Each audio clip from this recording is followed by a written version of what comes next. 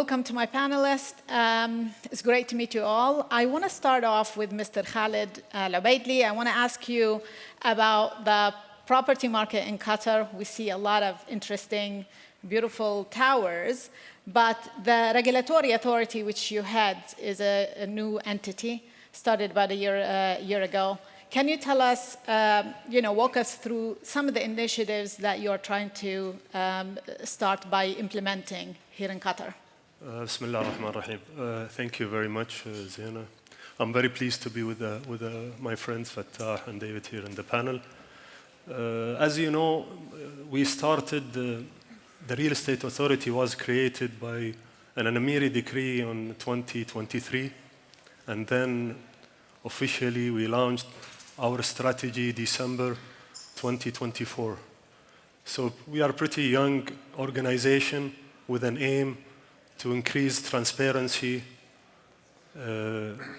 provide the right ecosystem for the real estate market, which we are trying to achieve right now. Since then, we have established a few required infrastructure in terms of the regulations that to be set in the country. For example, we have launched the licensing committee, which is, in my opinion, one of the most important off-plot requirement for any new projects or development, that they have to be licensed by the Real Estate Authority, which has as well the escrow account mechanism to guarantee that any investments and any payments is made to an account which will be supervised by the authority to make sure that the risk of any default or any misleading or misbehavior by the developers or by the market is being guaranteed, monitored, and regularly monitored by the Real Estate Authority. So those are the basic. Plus, we signed with the Investment Agency of Qatar a 3-year plan to promote the sector, and we have a roadmap to go and showcase brand Qatar to the world, especially the real estate market, and what's available in terms of products, available in terms of new projects, which was, if you listen to His Excellency the Prime Minister talk yesterday, the opening remarks and the discussion about the SMESMA project, which I'm sure Mr. Fettah has a Land of Legend there, which he will talk about. We have very nice projects coming up in the pipeline. This we support, we will regulate, we'll make sure that they follow the top standard internationally in terms of governance, availability of information, and transparency that is required by the market. Thank you. I want to move on to David. And the past few years, the property market has been through the ringer. It's been a tough time for commercial real estate globally. Interest rates remain elevated, and that's causing a lot of alarm for so many funds. I want to ask you, as an investor, what are the most important emerging trends right now, and how do you play the market right now? Sure. We're a global investor in about 31 countries around the world, so have a pretty active view in what's happening really all around the world.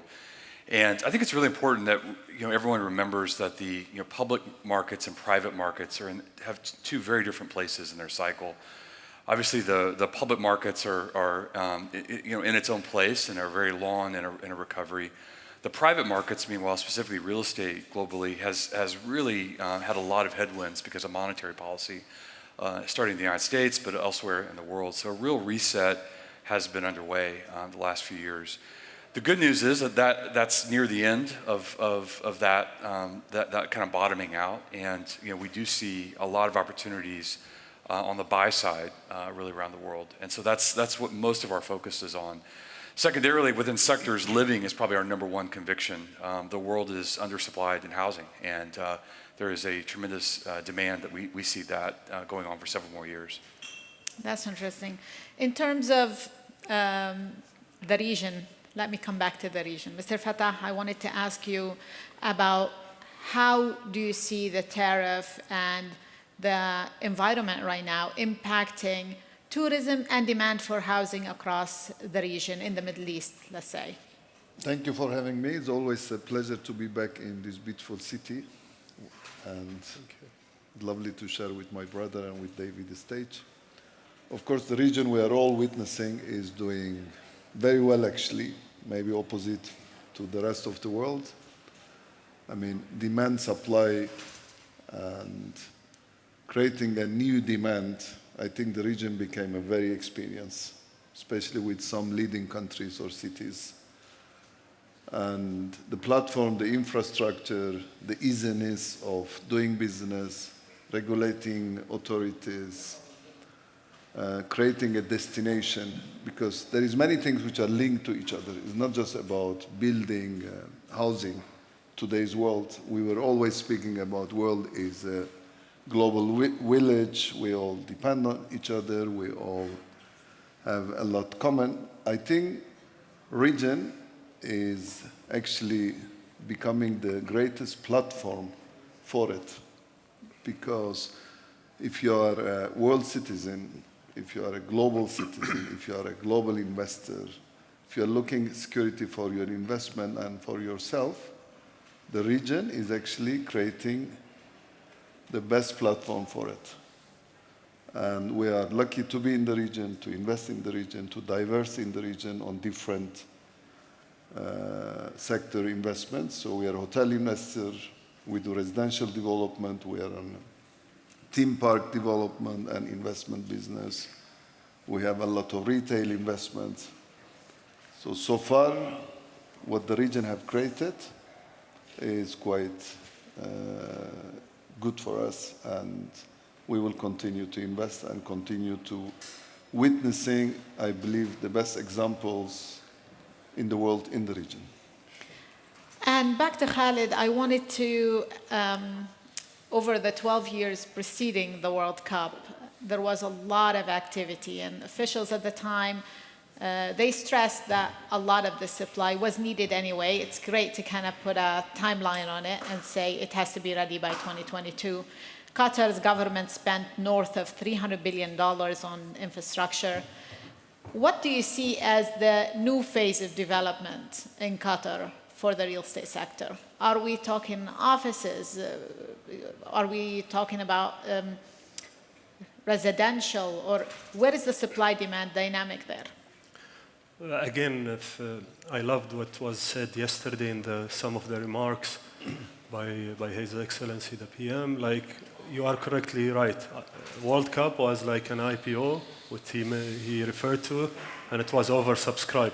And definitely, it was the right catalyst to complete all of the required projects. And maybe in some areas, there was a little bit of extra available like buildings here and there. But this is the required infrastructure, not just for one World Cup, for many World Cups to come and many events to come that Qatar is working on. As we speak right now, we are hosting multiple events every single year. And this is like one of our main target. Just to go back to some of the numbers that promising, as my colleagues were saying and in other sessions as well, as you know, Qatar GDP increased by 2.4% than last year. Inflation went down to 1.1% versus 2.8% last year. This quarter was the strongest in the real estate in terms of sales, in terms of rentals in the state of Qatar ever. It was up by about 17.9%. If you look at the cycle, yes, after World Cup, it went down normally, which is very natural.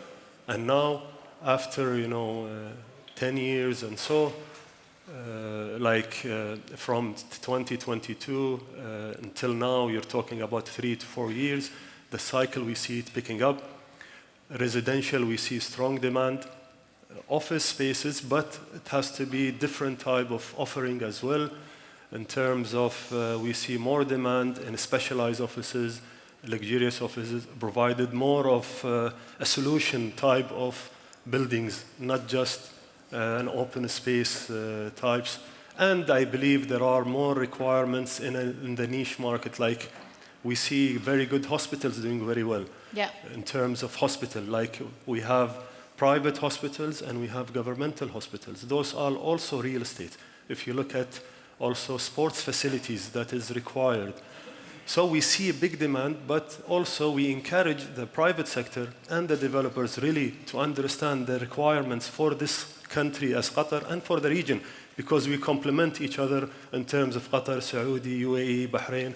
And if you are investing in this country, you are open to all this market in the region. So we see the demand is picking up. I cannot just pinpoint on one sector. I see the demand in all across the board, but it requires an understanding and a deep analysis for the requirement for the sector. That's all true, but at the same time, we see that Qatar has kind of lagged a little bit behind other cities like Dubai and Abu Dhabi and some other areas in terms of rents and prices. Are you worried that you might end up with an oversupply that could actually hinder returns? We are complementing, as I said. We are competing with ourselves. We created some, as Fettah was saying, this is a lifestyle we are offering. It's not just buildings. Maybe you have an oversupply in some areas, which is normal. But as you see also, if you look at the population increase since 2020 to 2025, there was 13.1 increase. So now we are north of 3.1, 3.2 million, which is 13% increase. And if we go with this rhythm as well, the oversupply will shortly, we will be catching. So we are not really worried about that. We are offering a lifestyle. We are competing with ourselves to make sure that the people investing or living or the locals like Qataris and the people living with us have the highest quality of life, hospital facilities, education facilities, which we have here in Qatar, like Qatar Foundation, state-of-the-art facilities. God forbid you need any medical assistant for your kids, you have Sidra or any, those are the facilities prerequisite for any decision for anybody to invest or to live in the countries. Yeah. But alhamdulillah, today we are ready for those investments. We are not worried. We see things coming in a very short time. David, what do you see? How do you see these political shifts, strong ones, Liberation Day, tariff, swings in the stock market, all the different, the trade war between the US and China? How do you think that will impact the flow of capital across the world? Yeah, I think it is interesting to see all these headlines and put that against some big themes that I think many of us in this room and just in the industry have been talking about for a while. And one of those has been deglobalization, right? I think globalization, as far as like the amount of trade peaked several years ago, and we've been talking about what this looks like, this new world. I do think that there are going to be winners and losers in that, but I do think this region is actually going to be one of the winners in that, as new trade routes get opened up, new just ways of working emerge, and we see that as an opportunity.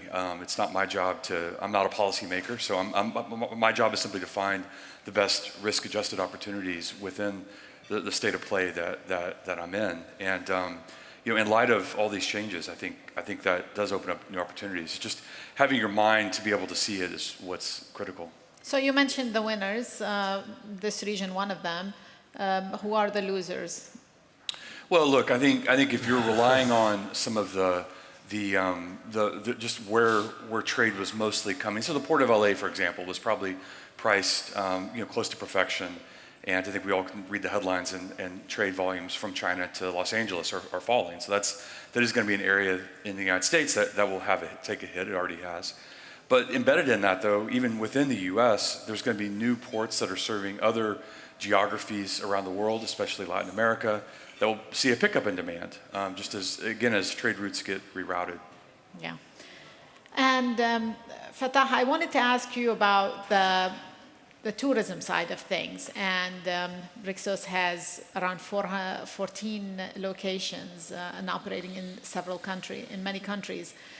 What emerging trends are you seeing? Are you starting to see inflation biting into tourism demand? What's the trajectory when it comes to hotel demand? What's your expectations for this summer?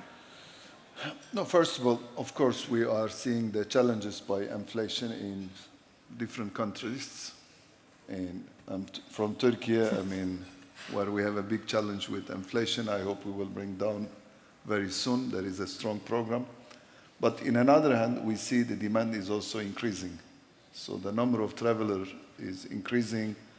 When you read also the news, how many airplanes are coming into the airlines, what are the order of the airplanes, and the expansion plan of Qatar Airways or all the big players in the region. So tourism is definitely increasing. It is the most important sector, I believe. Of course, there are traditionally touristic destinations like West Europe, but today there are a lot of disruptive destinations which are coming to the picture. I mean, we were not speaking about Saudi Arabia coming and speaking about millions of visitors. What is Qatar, Doha is doing, we were not speaking, but today there are big investments and great vision for hosting millions of visitors from the globe. And if you see UAE, Bahrain, and all the countries which my brother also mentioned. So there is a shift from tradition destinations to disruptive destinations who are coming with much better product, much better infrastructure, because tourism is all about service. Yeah. Today, it's very much people incentive business. So still, robots are not that successful to serve, and I hope they will not, because our business is very much emotion-based business. At the past, a lot of countries who used to have a big population, they were doing well on service.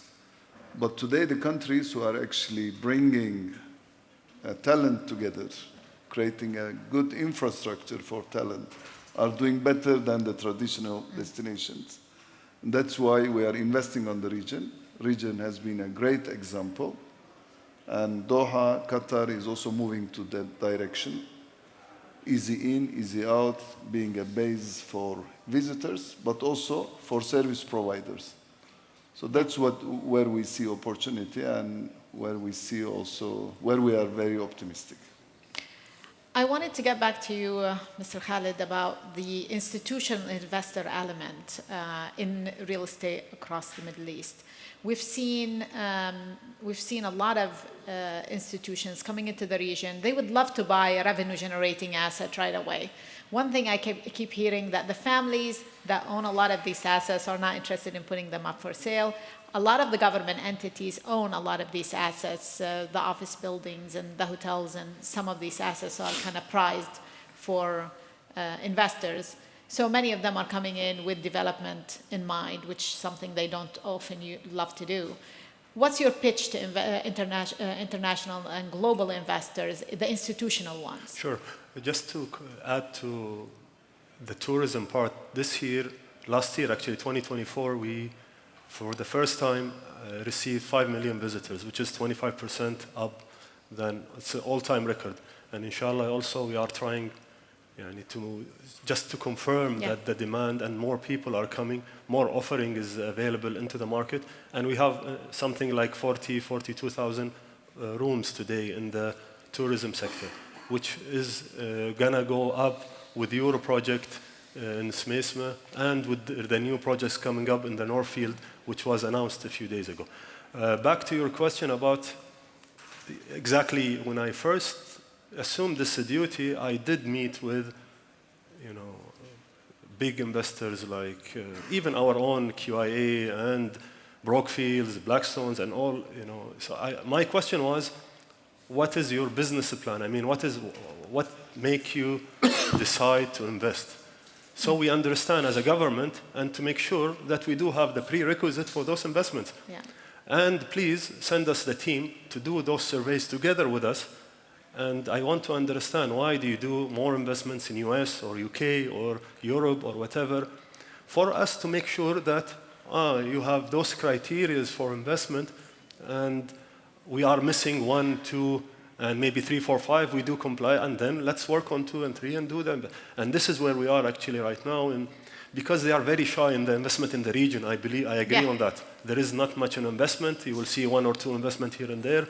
In Dubai, maybe one investment with Brookfield, which it's not Still to the level and the expectation or to the ambition that we would like those big sovereign funds and to invest in this region. And we believe this is the right place and this is the right region for investments.